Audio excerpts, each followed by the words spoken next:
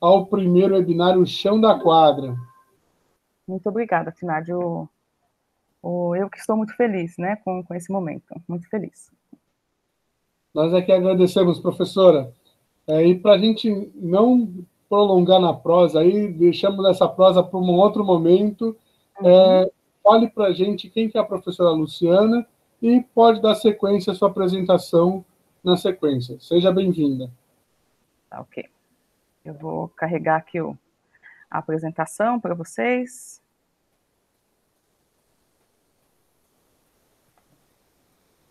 Só sinaliza aí, Francisco, se já está carregando, porque eu já começo a não me ver mais, né? Tá certo. Carregou? Por enquanto, não.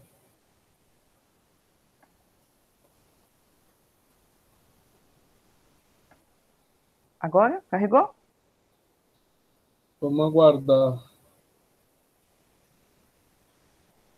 Ainda não, professora.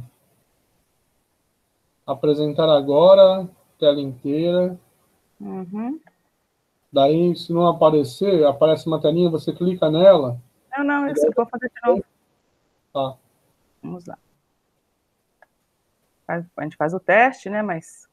Não, sim, normal, faz parte.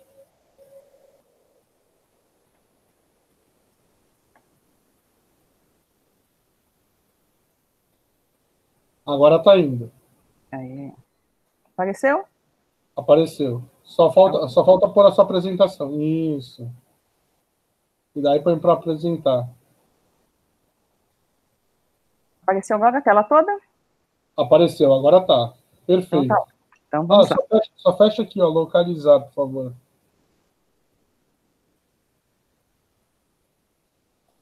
Tudo bem? Podemos ir? Ainda está aparecendo aqui. Será que é meu? Aparecendo. Não. Na tela tá localizar. Vamos lá, eu vou continuar. E caso vocês não consigam. Pode ir? Não, é que só está aberta a janelinha do localizar, é só clicar no xizinho lá em cima do lado do localizar que a janelinha fecha. Ah, tá, agora sim. Isso aí. Pronto. Aí só isso. Perfeito. Então vamos lá, então. Então, boa tarde a todos e todas e todos, né? Espero que todos estejam bem, assim como os seus familiares, né? Eu agradeço o Francisco e o Finardi, né, como ele é conhecido aqui entre nós, e as pessoas que estão ajudando nessa tarefa aí que ele se propôs aí nessas últimas 5 semanas. Muito contente mesmo de estar contribuindo com vocês. Então, a proposta temática, né, que o Francisco me desafiou, né, a conversar e compartilhar é a educação física escolar e a relação com o saber, o que sabemos. É uma temática, né, que eu desenvolvi no meu doutorado, né, e que é fruto do meu próprio trabalho na educação básica. Então, antes de eu adentrar aí ao que eu me propus com vocês na tarde de hoje, eu vou fazer uma breve apresentação. Então, vou me autodescrever, né, primeiro. Então, eu sou uma mulher negra, heterossexual, eu sou filha do Sérgio e da Glória, sou uma trabalhadora da educação e sou professora de educação física. Eu tenho cabelos encaracolados, estou usando um óculos com a armação preta e as hastes brancas, estou usando uma camisa alaranjada. Atrás de mim tem uma parede bege, né, em tom de bege. Eu sou casada com o Luiz Sanches Neto, eu vivo e resido atualmente em Fortaleza, no Ceará, onde eu vejo o mar e o luar na terra do dragão do mar. Eu trabalhei na Rede Municipal de Ensino de São Paulo até setembro de 2016, né, foram 18 anos na Rede Municipal como professora efetiva, desses 18 anos, 14 na mesma escola, na Zona Leste de São Paulo, né, onde nasce o sol, a MF Antônio Carlos de Andrade e Silva, conhecida entre a comunidade escolar como ACAS. Desde 2016, eu trabalho na Universidade Federal do Ceará, no Instituto de Educação Física e Esporte. Trabalho também, né, desde 2018, na Universidade Federal do Rio Grande do Norte, no programa de pós-graduação em Educação Física, né, faço parte do quadro, né, de professores permanentes do programa. Estou em isolamento social desde março de 2020, iniciei aí o que eu estou chamando aqui junto com o Luiz como a minha fase 2, né, atualmente eu já saio para ir à padaria comprar pão, é o máximo que eu tenho feito aí desde março. Eu não votei no Bolsonaro, né, e eu votei no Fernando Haddad. Então, esse aí é um posicionamento que eu gostaria de frisar. Bom, eu acompanhei aí nas últimas semanas, né, algumas falas, alguns encontros, né, e eu incluí esse primeiro slide hoje motivada em parte também pela fala do Caparrós, né. Então, eu vou fazer a leitura, né, breve desse primeiro slide para depois iniciar aí, efetivamente o que eu me propus, né. Então, vamos lá. Os modos de narrar experiências vividas em contextos educacionais têm se constituído como possibilidades de compreender as pessoas, suas escolhas e posições que assumem no mundo contemporâneo. Nessa perspectiva, né, é relevante compreender como as pessoas atribuem sentido às suas próprias vidas, e para isso é necessário compreender as suas experiências ao compartilhar momentos vivenciados como seu tempo próprio de vida, em diferentes locais e com outras pessoas que são diferentes umas das outras. A escola é um desses lugares onde as experiências humanas ocorrem, existem relações variadas com saberes escolares, professores e professoras e colegas de turma que são desencadeadas e permitem a cada um e a cada uma, ao longo de toda a sua vida, ressignificar e narrar do seu próprio modo os sentidos mais importantes dos acontecimentos que vivem. E com a educação física escolar, quais são as possibilidades? Então, a minha fala ela tem muitas indagações, né? Eu vou compartilhar com vocês algumas delas à medida que eu encontrei, né? Eu tenho encontrado, né, respostas provisórias para algumas delas. Então, por que nós ensinamos, para quem nós ensinamos, o que aprendemos enquanto ensinamos, como podemos ensinar para aprender melhor sobre como ensinamos, como sabemos se o que ensinamos pode ser aprendido, quais são os interesses dos alunos e alunas nesse mundo contemporâneo, o que mobiliza os alunos e as alunas a estudarem educação física na escola. E nesse contexto de pandemia, né, tem uma frase, né, que o professor Bernard Charlot tem destacado nos nossos encontros, né, temáticos da rede que eu faço parte, né, que a barbárie se instaurou nos modos de convivência coletivos. Ela impregnou comportamentos, abalou processos educativos e questionou os espaços de educação formal, a escola e a universidade, sobretudo desde 2018. Eu falo de alguns lugares, né? A minha existência me permite situar isso. Então, essa é uma imagem aérea da escola onde eu trabalhei durante 14 anos. Essa imagem foi tirada pelo José Maria, um funcionário da escola, chamado carinhosamente pelos estudantes como filho de Deus, né? Quando as coisas quebravam, ele falava, filho de Deus, né? Como é que quebra? Então, as crianças apelidaram o José Maria desta forma. Então, ele fez uma tomada panorâmica durante aí uma das aulas. Esses alunos que estão na quadra, eles estão em umas aulas de lutas. Então, vamos lá. Como eu mencionei, né, é uma escola que fica né, na periferia da Zona Leste de São Paulo. O meu doutorado, né, que foi concluído em 2014, são vários os referenciais que eu utilizo, e dentro deles eu destaco o professor Eleanor Kunz, e com mais luz, né, o professor Bernard Charlot e o professor Paulo Freire. Os três, né, sobretudo Paulo Freire e Bernard Charlot, me ajudaram, né, e me ajudam até hoje, a compreender de que forma que a relação com o saber vai se estabelecendo, agora, atualmente, na formação inicial, e colaborando com outros professores da rede e estudantes, de como que eles podem identificar e ajudar com que os alunos, ou colaborar com que os seus alunos atribuam sentido e significado às suas relações com os saberes. E durante esse processo, né, como professor da educação básica em São Paulo, né, vários desafios eu tive que superar. E um deles, né, foi dar resposta provisória para a seguinte questão: se existe saber com e na educação física, como ocorre essa relação? Então, eu pude chegar em algumas pistas, né, que é necessário, né, reconhecer os estudantes e as estudantes como sujeitos de saberes, compreender que as relações com saberes na perspectiva compartilhada entre estudantes e professores é uma necessidade, compreender também como os estudantes atribuem sentido e significado às relações que eles estabelecem na e com a educação física, ou seja, na aula, em que medida as práticas também passam a ser significadas, e criar condições, né, para que os estudantes se reconheçam como sujeitos de saberes. Então, foi uma das minhas atribuições, criar essas condições para que a educação física, nessa escola, com esses alunos e alunas, dentro dessa comunidade que eu vou caracterizar um pouco para vocês agora, pudesse ser valorizada do ponto de vista desses estudantes, a partir das suas vivências, das suas experiências, dos seus pensamentos e dos seus argumentos críticos. Eu encerro, assim, parte da minha tese de doutorado, né, com esses apontamentos.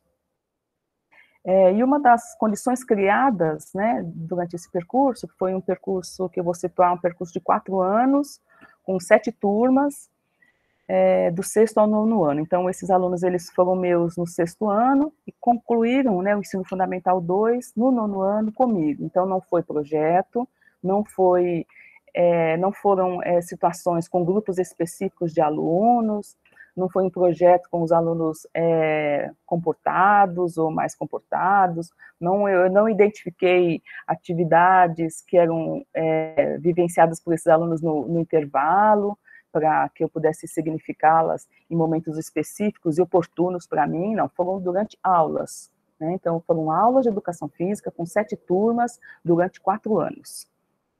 Então, dá uma média, mais ou menos, de 280 alunos.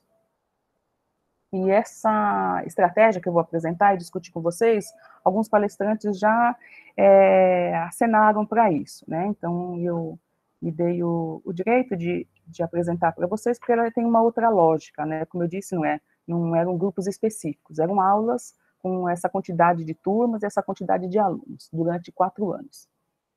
Então, uma das situações criadas foi o planejamento participativo. Essa escola é uma escola que ela tem, se eu não me engano, aproximadamente 60 anos de existência. Ela fica numa zona de invasão de território, então as pessoas, os professores que lá chegavam, precisavam saber que aquela escola ela fazia parte de movimento de luta das mulheres, pelas próprias residências, pelas próprias moradias.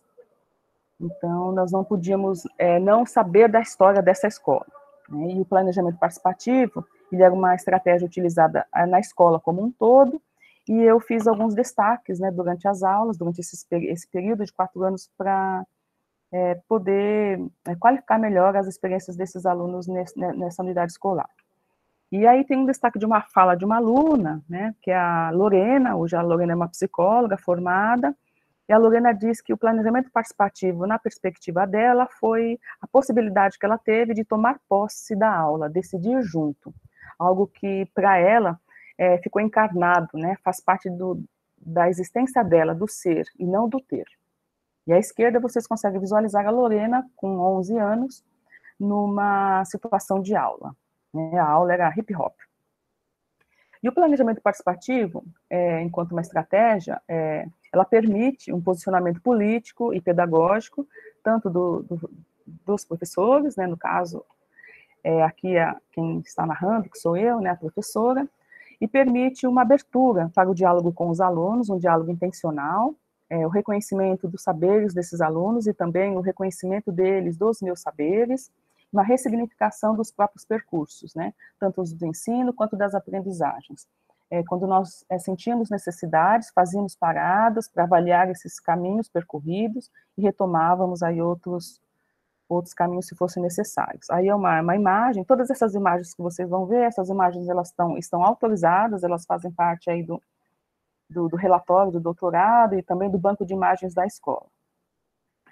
Então, é uma cena de um grupo de meninas, né, pensando aí quais as temáticas que para elas seriam mais significativas de serem estudadas. Esse ano é o ano de 2006, né, então a cada ano e uma parada para registros, né, para encaminhar para os registros desses alunos feita no 2º semestre, então era um planejamento participativo feito no início, algumas paradas durante o semestre, depois uma retomada no 2º semestre, e depois avaliado no final e retomado a cada início de ano letivo. Bom, o que pode ser ensinado e aprendido nas aulas de educação física, né? Essa é uma pergunta que precisa ser feita, né, quando nós intencionamos possibilidades dialógicas, né, ou como diz o Paulo Freire, agir em algumas brechas, né. E nesse momento que nós nos encontramos, né, eu destaquei aqui embaixo, né, o planejamento participativo, quando intencionalmente pensado, e neste atual momento que nós vivemos, né, é uma forma de manter as elites inquietas, né. É fundamental também para nós combatermos o racismo e evidenciar, né, as lutas de classe. Eu falo isso porque eu mantenho diálogo com a escola até hoje, né, e eu sei dos enfrentamentos que a escola tem enfrentado. Como vários de vocês aí que trabalham nas escolas públicas, nas mais diversas regiões do país, sabem disso.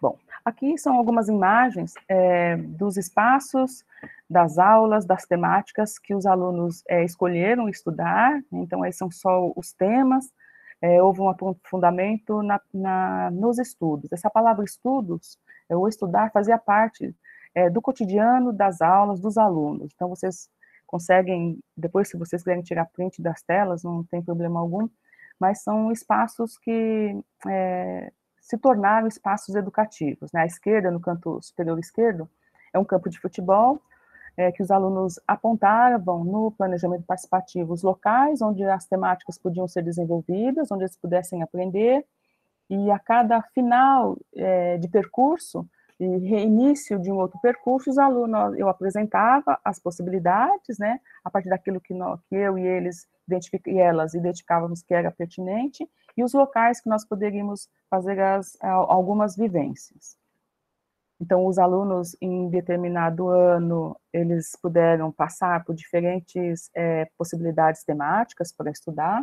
Todas essas temáticas, elas eram discutidas ao longo dos meses, e depois elas eram registradas em diferentes formatos e plataformas da escola, inclusive as plataformas digitais, né, que a escola já utilizava. Então, aqui também, né, algumas outras aulas. Na semana passada, o Daniel Maldonado mencionou um projeto, né, que tinha uma relação com as práticas sobre rodas. Então, são as duas imagens no canto inferior. Os alunos decidiram estudar as práticas sobre rodas, uma delas as bicicletas, patins, patinetes. Os alunos podiam ir para a escola de bicicleta, as bicicletas ficavam no estacionamento da escola, que na verdade não é um estacionamento, né? Se tornou estacionamento, mas é um espaço de circulação de pessoas e de alunos, e algumas outras temáticas. Essa imagem, isso. Vocês conseguem ver também no canto esquerdo, tanto superior quanto inferior, aulas relacionadas às temáticas de danças, as mais diversas, e algumas delas elencadas no planejamento participativo, como as danças que esses alunos e alunas vivenciavam nos seus núcleos familiares, que foram debatidas, discutidas. E à direita, no canto superior, um grupo de alunos sistematizando em formato digital uma apresentação de tango. Eu descobri junto com esses alunos a passagem do tango pelo continente africano, principalmente a parte de percussão que existe no tango, né? Então a gente sempre faz uma relação do tango com a Argentina e a França, né? Mas o tango ele tem uma passagem também no continente africano, em alguns países do continente africano, e que depois passa a ser valorizado de alguma forma mais significativa, né? Ou uma lente um pouco maior aí aqui na América Latina, sobretudo na Argentina. E nós discutimos isso relacionando com as temáticas que para eles seriam mais significativas, como o samba, o forró, que eram práticas vivenciadas também nos seus núcleos familiares. Aulas de tênis, aqui à direita, no canto inferior, nós discutimos as vestimentas, os aspectos econômicos de determinadas práticas corporais, e em que medida a região onde eles moravam oportunizava ou não a vivência fora do contexto escolar dessas manifestações. Nesse slide vocês conseguem ver aulas, por exemplo, de lutas, no canto direito inferior, aulas de circo, no canto central, na imagem central, um espaço de convivência na região que os alunos também utilizavam e que nós também nos apropriamos. À esquerda, no canto inferior, um circo-escola, que fica a uns 30 quilômetros de distância da escola, era um aluno que morava nessa região, então nós fomos conhecer esse local, e em cima, no centro, vocês conseguem identificar os alunos olhando objetos que também fizeram parte das aulas sobre práticas sobre rodas, são patins, capacetes, então nós fomos estudar isso e fizemos uma relação com a estética, o mito grego do Hermes, pudemos discutir a velocidade das informações, como isso circula. Hoje, se essa aula fosse hoje, nós discutiríamos, inclusive, a velocidade das fake news, né? Então, e a imagem abaixo dela, né? Esses alunos, eles estão numa universidade apresentando seus projetos. Aqui é o final do Ensino Fundamental 2, como projeto de conclusão do Ensino Fundamental 2, os alunos tinham que fazer uma apresentação de um projeto de intervenção na sua própria realidade. Então, eles estão contando aqui para estudantes de educação física os projetos que eles elaboraram junto à comunidade. Bom, onde é que está sustentada, né, essa organização que é sistemática? É dentro de uma proposta, né, de blocos de conteúdos temáticos que o professor Luiz apresentou na semana passada, e eu não vou me deter, era só para situar. Aqui, no doutorado, eu pude ter a participação de vários dos alunos, né, eles já estavam no ensino médio quando eu começo a fazer o doutorado, e eu tive a oportunidade de convidá-los para fazer parte como sujeitos participantes, né, da pesquisa. E para compartilhar com vocês, né, eu trouxe 13 falas, elas são ilustrativas, e eu vou salientar uma delas para que nós possamos depois conversar um pouco mais na hora do debate, né? Então, esses alunos, eles mencionaram, né, que a relação deles com o saber na educação física escolar passava, né, era atravessada, né, pela obrigação de aprender, por experiências, por exercício da autonomia, aprender para a vida, compartilhar dificuldades, vergonha, gestos e gestualidades, uso do corpo, avaliação e escolhas, modo de ensino, respeito à individualidade e subjetividade, sensibilidade e sabedoria, e aluna crítica. Essa aluna crítica é a que eu vou destacar hoje para vocês. Essa é a Aline. A Aline é uma professora hoje de letras, professora formada em letras, é licenciada em letras, professora de português e inglês. Ela foi minha aluna desde do 4º ano, né, do ensino fundamental, e a aluna uma aluna, hoje ela é uma colega, né, de trabalho, né, somos professoras, né, da educação, e a Aline, ela fez parte do meu pós-doutorado. Então, eu vou passar aqui algumas narrativas, né, excertos de narrativas, de saberes, que a Aline compartilhou, ou tem compartilhado, né, comigo desde então. Então, a Aline menciona, né, eu coloquei assim alguns itens, né, nas suas trajetórias com a educação física, né, nessa perspectiva da relação com saberes, né, são alguns movimentos, né, que ela chama. As implicações da aprendizagem na e com a educação física, o significado do saber para ela, as escolhas e a identidade com o saber, os desafios que ela enfrentou, né, com o mundo, a assunção da própria identidade e ser crítica. Então, nos vários movimentos, a Aline menciona que a trajetória dela na escola permitiu com que ela compreendesse e fizesse narrativas sobre coisas que ela discutiu e aprendeu, discutimos e aprendemos muitas coisas, a respeitar o diferente, as dificuldades de meninas e meninos para aprender, fomos respeitados, isso foi muito importante. Estudei em uma escola pública, moro em periferia, e quando conto que aprendi aquelas coisas na educação física, quase ninguém acredita. A Aline continua. Aprendi a não aceitar qualquer ensino na educação física, desde que estudei no ACAS. Aprendi a não aceitar qualquer coisa. Você, né, no caso eu, procurava ensinar para a gente de várias formas. Tinha filmes, tinha vídeos, histórias em quadrinhos, desenhos, além da prática, é claro. Cada um procurava entender do seu jeito, não tinha forma pronta. Não tinha como ficar parado e não aprender. Por isso acho que não aceito qualquer coisa até hoje. Um dos outros movimentos da Aline, esse é um dos mais recentes, lembra da discussão do filme do Billy Elliot, que a gente assistiu? Um menino, né, ela está se referindo a um colega de turma dela, né, chamou o outro de bichinha, porque ele tinha gostado do filme. Foi um rebu só. As meninas partiram para cima dele, não tinha nada a ver. Cada um pode gostar de qualquer coisa, precisa saber por que gosta. Eu gostei porque gosto de dançar, e ele pode ter gostado por causa do boxe, da luta, eu não sei. Você já tinha ensinado para a gente o boxe?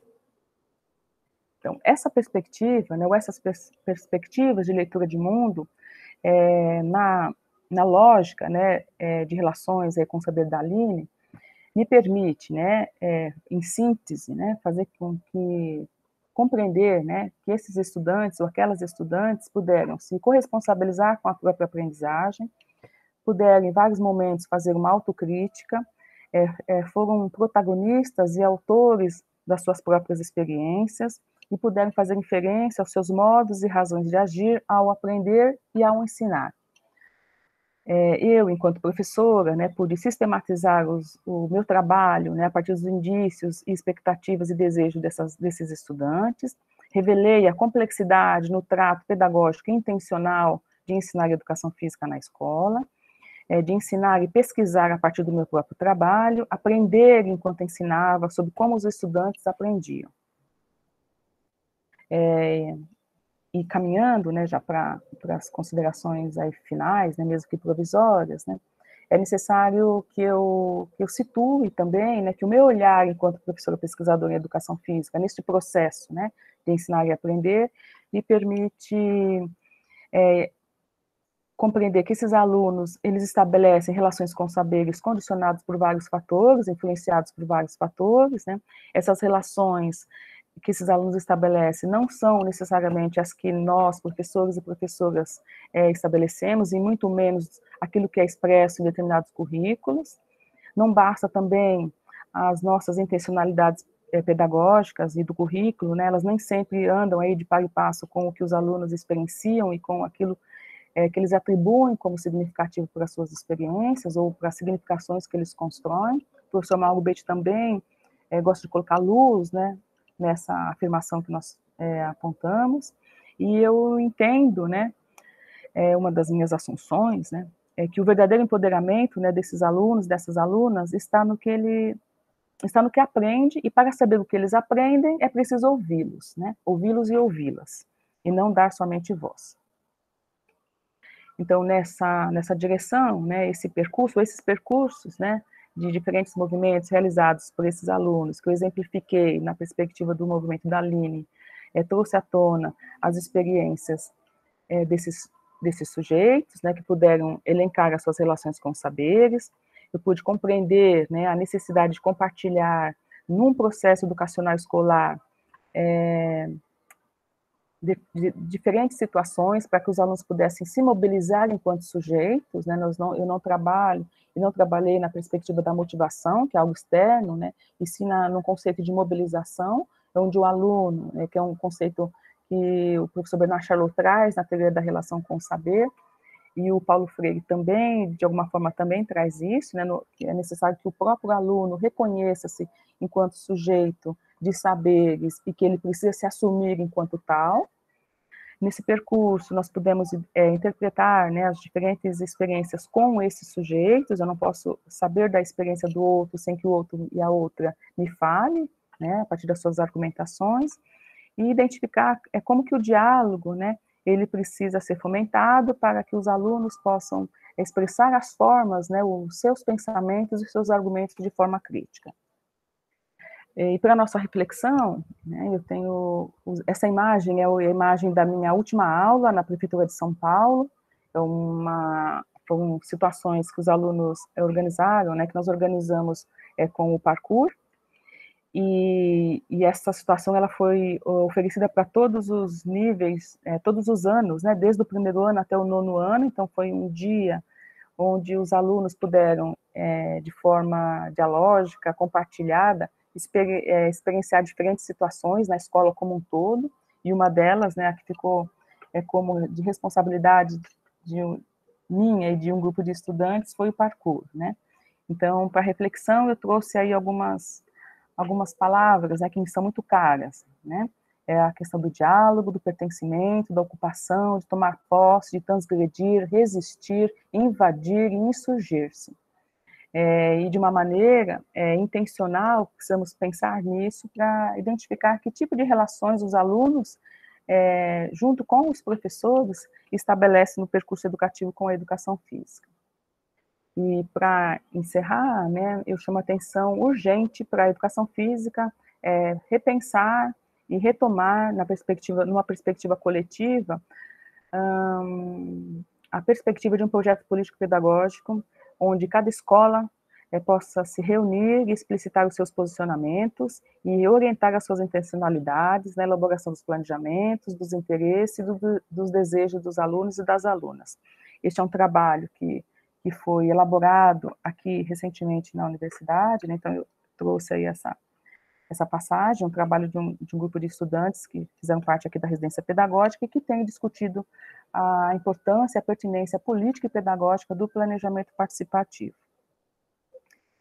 Para encerrar, eu agradeço ao grupo de professores pesquisadores, é um grupo autônomo que eu faço parte desde 2005, e aos membros, né, do grupo que eu coordeno, né, grupo de estudos que eu coordeno aqui no IEFES, né, grupo de estudos e pesquisa em educação física escolar e relações com saberes. Esses são alguns dos membros, né, que fazem parte.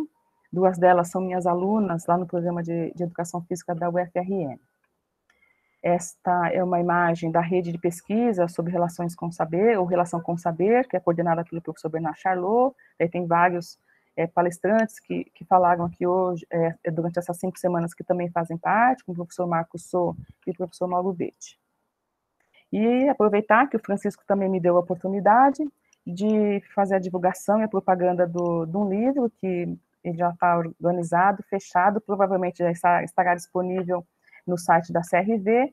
É um livro que traz o título do livro, né, Mulheres Negras, Professoras de Educação Física, que eu tive o prazer e privilégio de dividir a organização com a Carolina, que também fez parte aqui do webinar. Então, o livro reúne as experiências narrativas de professoras negras, mulheres, né, de educação física, ao longo da sua trajetória na educação física escolar e no ensino superior. Então, é isso. Muito obrigada, Francisco, e a todos. Eu é que agradeço, professora, a sua fala, a sua presença, a troca com os professores do Brasil inteiro. Muito rica a sua fala, muito rico o seu trabalho. É uma honra, um privilégio poder contar com a sua experiência aqui no primeiro webinário Chão da Quadra. Bom, professora, para a gente não se prolongar mais, tiveram algumas questões, eu gostaria que tivessem muito mais indagações aqui, reflexões, mas vamos seguir. Eu vou fazer uma sequência de 3 questões, a gente responde, e se der tempo, mais 3 e assim por diante, tá? A Valesca, ela pergunta, até onde levar em consideração o planejamento participativo? O professor Aldo, ele pergunta, peraí, aqui, como implementar a questão da etnia na educação física? E ele dá sequência a uma série de questões aqui. Como foi o processo pedagógico das aulas sobre... Como foi o processo pedagógico das aulas como um todo? O professor Clayton, ele pergunta, quais as principais dificuldades em implantar / realizar o seu trabalho? Né? Acho que ele fala sobre referente ao planejamento participativo. Posso responder já? Por favor. A primeira pessoa é a Valesca, o segundo é? O Aldo. O Aldo, o terceiro é o Cleiton, e o último quem? Não tem. O Aldo, ele faz 2 perguntas, né? Tá, então o Cleiton. E o Cleiton é o último, isso. Tá. Então, a Valesca me pergunta até onde levar em consideração o planejamento participativo. Valesca, o planejamento participativo era uma estratégia decidida coletivamente na escola. Então, né, nós tínhamos que levar em consideração o tempo inteiro o planejamento participativo, né?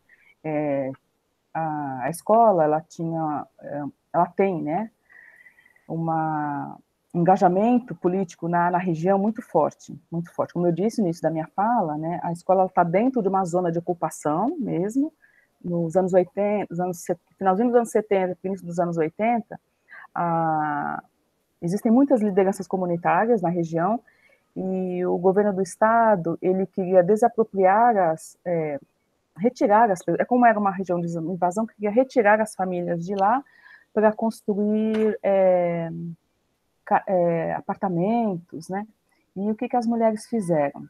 Elas invadiram, né, de fato, ocuparam mais ainda toda a região que circunscreve a escola atualmente, e elas colocaram lá os seus maridos e os seus filhos, e elas saíam para a rua para tentar defender aquele espaço.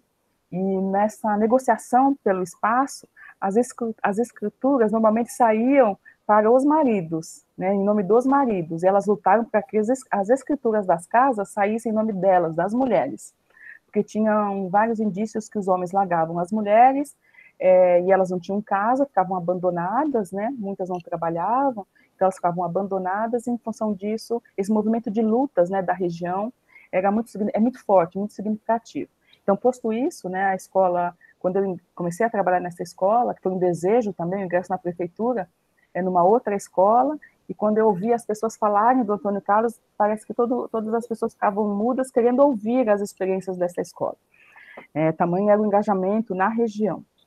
E nós, assim que chegávamos na escola, éramos avisados da história da escola, quem que estudava lá, havia muitos filhos de professores e professoras que estudavam nessa escola pública, né? Eu cheguei a dar aula para vários alunos e alunas, né, de uma amiga minha, inclusive, que o filho dela faz medicina hoje aqui na universidade onde eu trabalho, né? Então, a escola, ela tinha aí um poder, né, político muito forte. Então, e nós tínhamos que saber disso. Muitos professores que lá chegavam e não conseguiam fazer esse tipo de participação, de se reconhecer como professor ou professora nessa escola, eles não conseguiam ficar muito tempo, pediam remoção, né? Porque essa lógica coletiva, ela era muito forte. Então, o planejamento participativo, ele era considerado o tempo inteiro.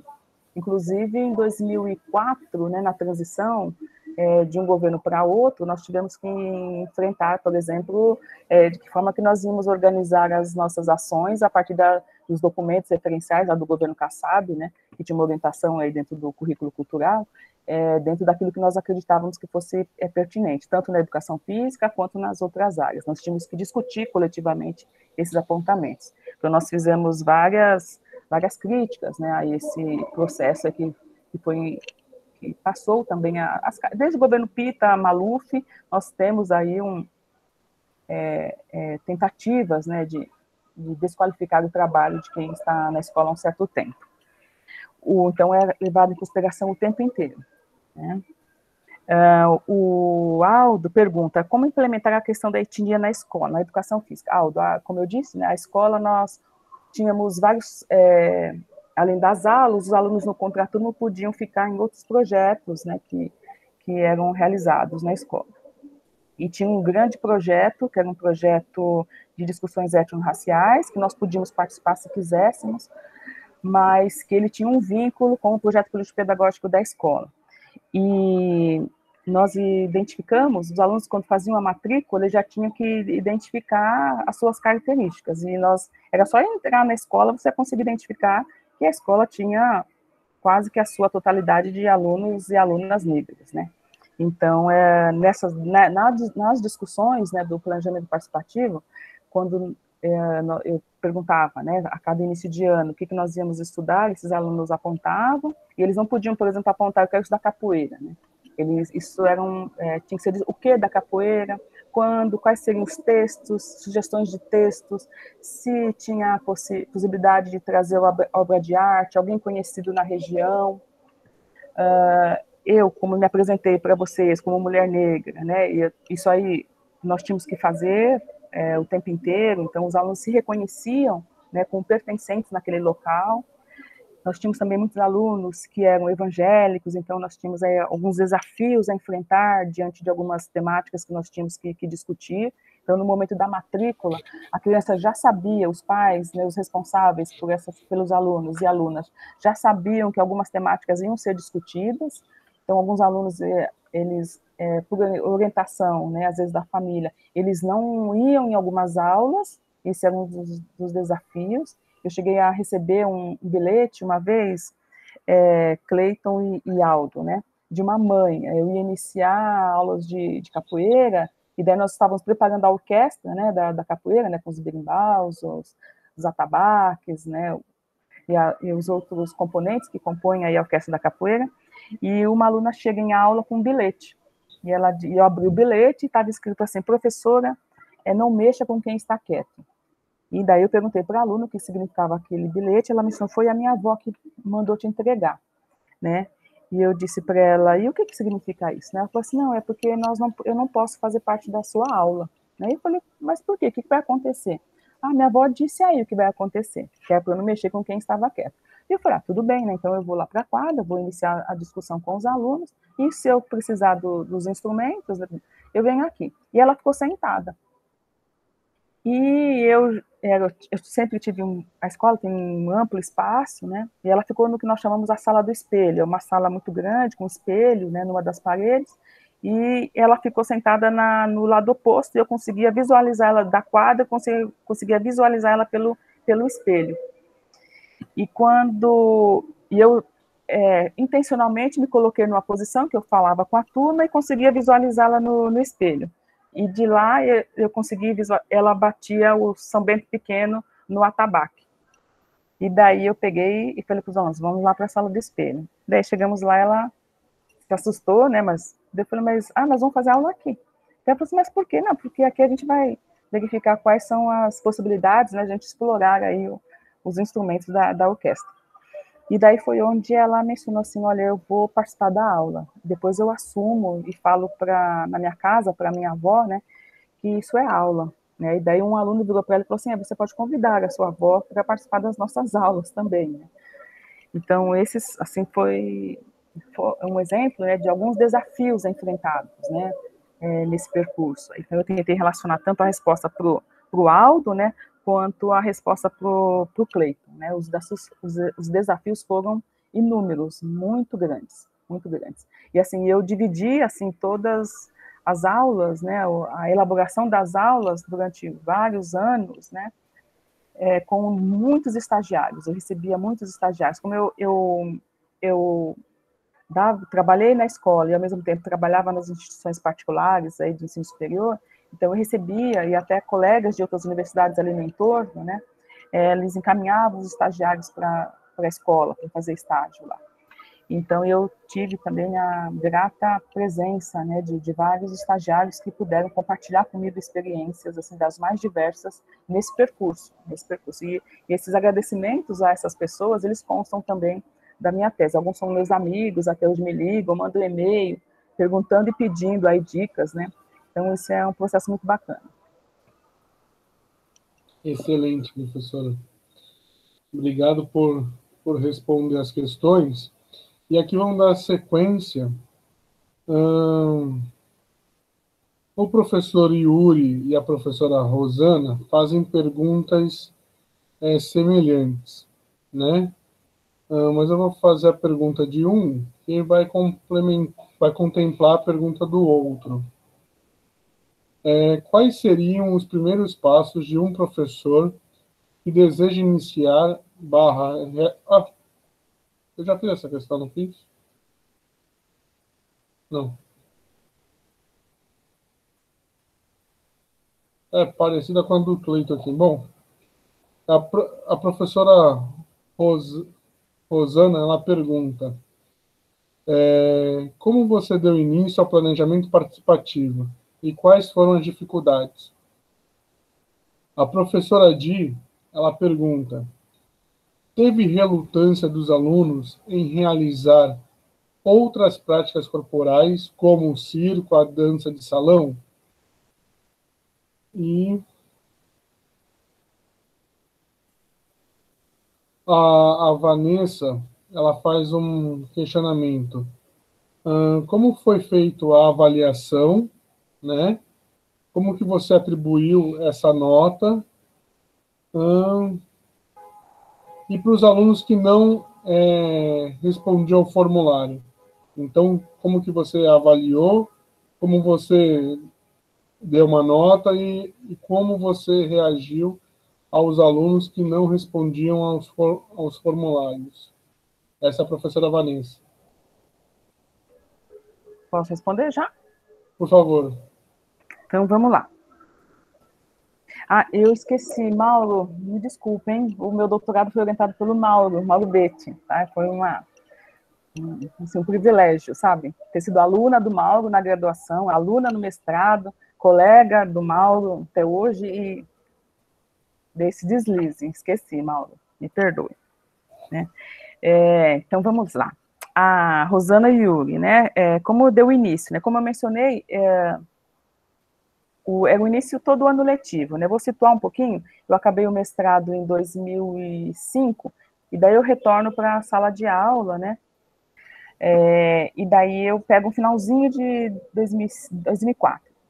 Eu volto para a sala de 2004 e termino o mestrado em 2005. E eu volto no finalzinho do ano, pego algumas turmas, os alunos não queriam nem saber de me ouvir, porque eles só jogavam futebol sem camisa, uma coisa assim, meio uma baderna, né? E eu fiquei na formação, trabalhei junto à Secretaria Municipal de Educação, né, em 2 anos, 2001 e 2002, uma coisa assim. E daí, quando eu retorno para a sala de aula, foi uma confusão, assim, eu falei, gente, né, que coisa é essa? E daí foi muito difícil, muito difícil. Eu também tinha outras professoras de educação física que trabalhavam na escola e também enfrentavam muitas dificuldades, né? E daí, quando eu retorno, daí nós começamos a nos inserir, né, ao coletivo da escola, né, de uma forma muito mais forte, mais potente, né? E daí os outros professores acabaram que não tinham aí outra saída, né? Mesmo que às vezes alguns a contragosto de alguma forma participar, né? E como essas discussões políticas elas ocorriam na escola, né? Eu tinha um conselho escolar, uma PM muito participativo, né? Os pais dos alunos, eles participavam, assim, eu fazia uma reunião, antes de iniciar o planejamento com os alunos, nós reuníamos os pais para explicar como que era a educação física, como ela estava dentro da LDB, a importância dos alunos participarem, né, das aulas. Então, como eu disse, os alunos eles eram organizados, por exemplo, em grupos, tinha lá 40 alunos, eu organizava 5 grupos de 8, 7, 8 alunos, na lista eram 45 alunos matriculados em cada turma, frequentes uma média de 39, 40, dependendo da turma, 42. Então, organizava os alunos numa média de 5 grupos de 8 alunos, e eles apresentavam para os demais grupos, né, os temas que eles gostariam de estudar. E eu tinha que organizar esses temas ao longo do ano letivo. Então, aquilo que era discutido coletivamente nos nossos grupos de discussão de professores, eu organizava de forma a ter uma relação também com a educação física, né? Nós tínhamos um outro projeto na escola, por exemplo, que era com cinema e vídeo brasileiro, então eu tinha que escolher dentro da videoteca da escola curtas, né, brasileiros ou longas, né, para serem inseridos nas temáticas que eu ia desenvolver. Então, as temáticas que eu tinha dificuldade, eu pedia para as professoras me ajudarem, as professoras da escola, outras pessoas que também eram da comunidade, que participavam dessas temáticas.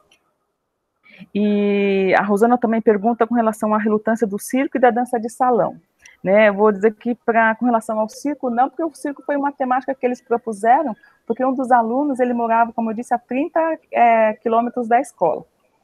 E num bairro ao lado, a família não queria mudá-lo de escola, ele também não queria, então ele saía muito cedo, ou dormia na casa da avó, na véspera, para poder, senão ia para casa só nos finais de semana.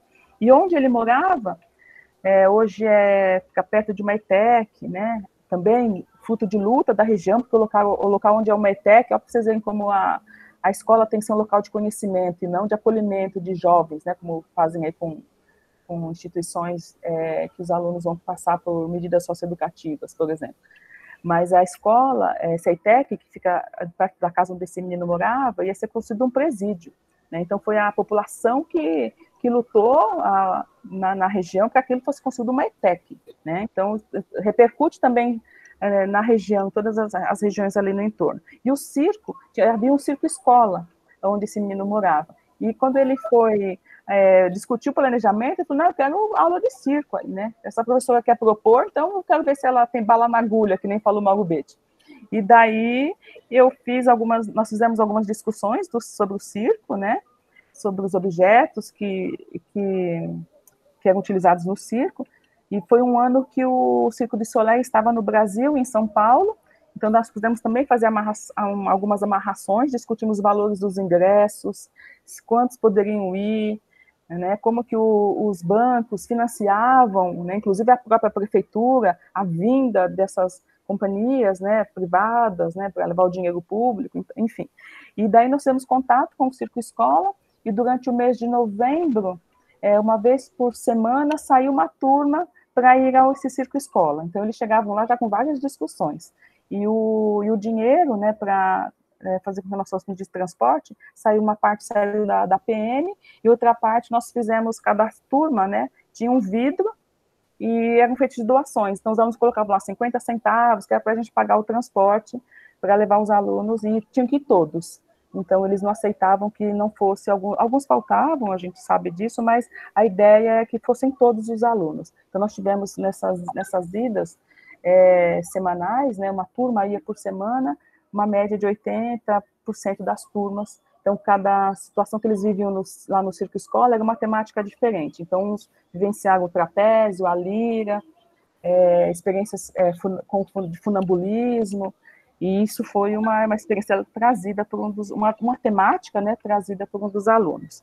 E a dança de salão, por incrível que pareça, né, teve pouca resistência, muita resistência dos alunos no começo, dos meninos, e daí depois eles passaram a ser chamados a atenção pelos próprios colegas, né?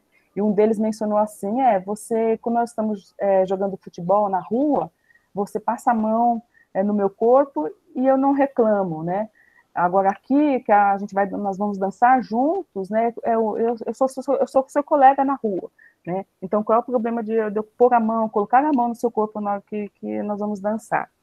E uma das experiências mais fantásticas assim, que eu tive, né, das várias, né, e mesmo desses enfrentamentos, um aluno, ele chegou com a roupa dele, camisa vermelha, passadíssima, calça no cabide, o sapato, e ele entrou no banheiro sem eu ver. Daí, quando as meninas entraram, eu falei, Venâncio, vem aqui. Eu saí, calma. Daí ele sai todo de camisa vermelha. Daí eu falei assim, onde você vai? Né? Ele falou assim, não é aula de tango? Não é o dia do baile? Né? Esse é o dia do baile, né? Nós vamos riscar esse salão. E as meninas e os meninos ficaram assim, falei, nossa, né? E eu levei, a gente fez aulas, nós analisamos, por exemplo, as formas de equilibrar-se usando diferentes calçados, né? Enquanto nós estávamos estudando o tango. E daí eu levei uma sandália, né, de tango para o baile, né? Eu ia dançar com ele, aprendi a dançar tango, ele com as minhas amigas na escola. E esse menino sai do banheiro, assim, as meninas todas queriam dançar com ele. Os outros, mas e comigo? Você fez as aulas comigo, nós discutimos, né? E você agora não quer só porque ele está com essa roupa, né? Então, foi uma experiência extremamente significativa. E, para surpresa desses alunos, se vocês tiverem a curiosidade de ver, o Enem de 2011, esses alunos vão fazer o Enem em 2011, essa experiência com o tango foi em 2007, eles vão fazer o Enem em 2011, e as questões de língua espanhola, de língua estrangeira, e no caso espanhola, era toda sobre o tango. E na semana seguinte, após o Enem, essas alunas vão até a escola para agradecer. Uma delas disse que ela gabaritou todas as questões do Enem em função das experiências que ela teve com a educação física, né? Então ela falou assim, olha, se eu não tivesse estudado o tango, eu não teria respondido as questões com tanta propriedade, ela fala isso, com tanta propriedade como eu respondi. E com relação à avaliação, né, que a Vanessa perguntou com relação a não responder o formulário, eu não entendi bem esse formulário, o que ela pergunta, mas assim, as avaliações, nós tínhamos, a escola tinha as avaliações do município, as avaliações, a Prova Brasil, como vocês também fazem, realizam, mas nós tínhamos mais outras 4 avaliações que a escola organizava, 2 delas eram no formato de roteiro de estudos, e as outras 2 que nós tínhamos que elaborar, eu discutia com eles quais os temas que tinham que cair na avaliação, para você ter uma ideia. E daí eles perguntam, dependendo da temática, eles perguntavam, mas você pode trazer o objeto que nós usamos nas aulas para deixar no dia da prova, para que eu possa manipulá-lo novamente, para responder as questões? Sim, né? E depois nós fazíamos uma correção coletiva de todas as questões, eles conseguiram identificar onde eles erraram, por que erraram, e daí eu entregava as avaliações individuais, né? Então essa correção coletiva, ela era considerada também como nota, e daí eles, na discussão, eles identificavam por que eles erravam. Às vezes era uma vírgula que eu mesmo colocava uma vírgula mal colocada, que dava um outro entendimento, né? Mas esse tipo de preocupação, ele sempre ocorreu, assim, dos alunos participarem de todos os processos, né? Inclusive da avaliação. Professora que fala arrepiante, no sentido positivo, né? De emoção, né? Quando você pega e relata que uma aluna vem agradecer, que ela gabaritou, que ela teve êxito, sucesso, né? Numa aula totalmente diferente do tradicional, é muito rico, né? E quanto você conseguiu transformar essas vidas, né? Acho que enquanto professor, acho que a nossa função é essa, né?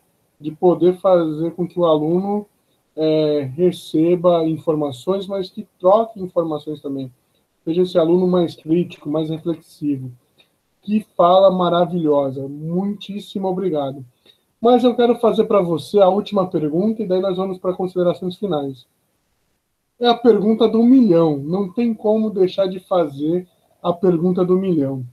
E a pergunta do milhão que eu faço para você, professora, é: o que esse projeto, né, além de trazer um título para você, o que ele representa para você até os dias de hoje?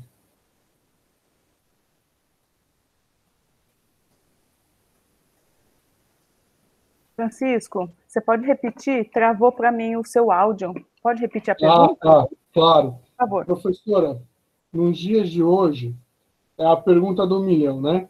O seu projeto, ele trouxe um título para você, mas o que representa para você até hoje o seu projeto?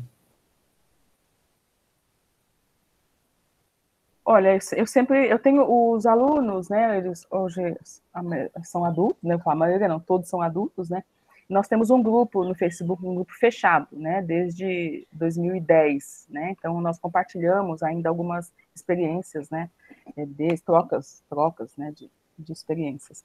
Então, eu sempre falo que não é só o título de ter sido de ser doutora, né, mas assim, um privilégio ter sido professora dessas estudantes, e nesta escola especificamente, né.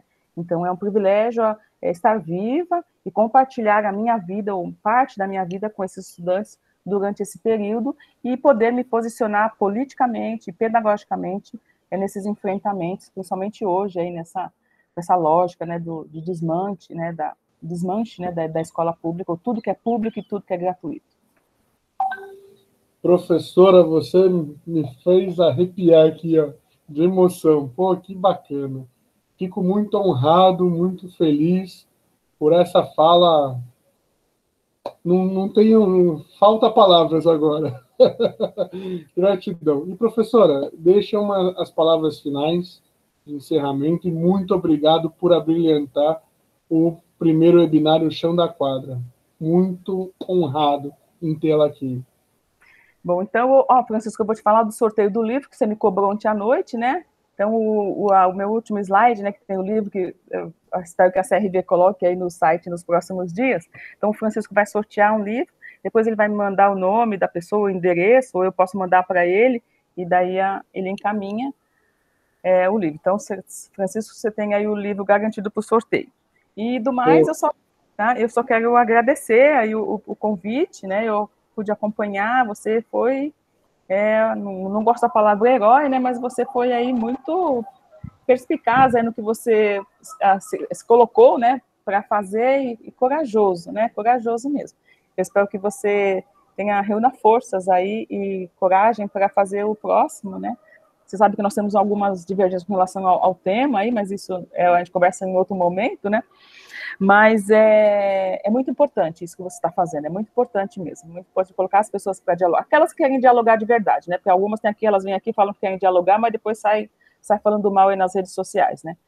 Então, mas a ideia é o diálogo mesmo, né, como o Francisco Caparrós falou de manhã, né, os professores, né, professores e professoras que trabalham na escola, eles precisam organizar as suas próprias teorias, fazer os seus próprios enfrentamentos, explicitar que não sabem, ou como sabem, e pedir a ajuda dos próprios colegas da escola, e se for necessário, né,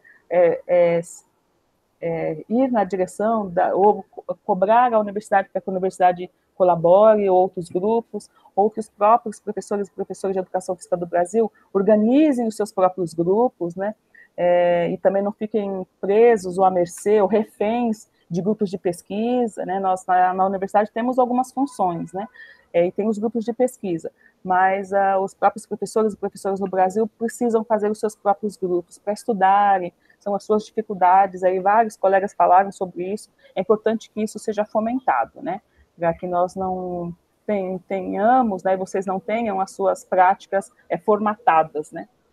É isso, eu desejo muitas felicidades para vocês aí, e é isso, Francisco, obrigada. Agora Gratidão, e como que nós